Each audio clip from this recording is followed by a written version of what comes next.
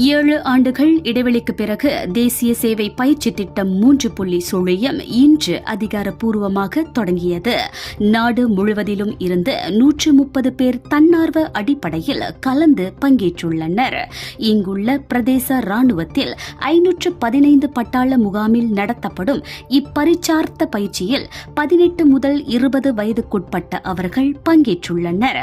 வரும் பிப்ரவரி 25ஆம் தேதி வரை 45 நாட்களுக்கு இவர்களுக்கு பயிற்சி அளிக்கப்படும்.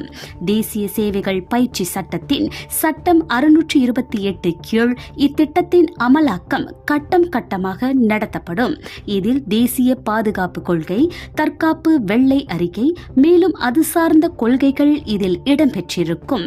இப்பரிச்சார்த்த பயிற்சி முடிந்ததும் 13 பிரதேச ராணுவ முகாம்கள், 20 அரசாங்க பல்கலைக்கழகங்கள், 33 பாலிடெக்னிக் கல்லூரிகள், 27 ஆசிரியர் பயிற்சி கழகங்கள், சில அரசாங்க திறன் தொழில் கல்வி பயிற்சி கழகங்களில் தேசிய சேவைகள் பயிற்சியின் அடிப்படை பயிற்சி நாடு முழுவதும் நடத்தப்படும்.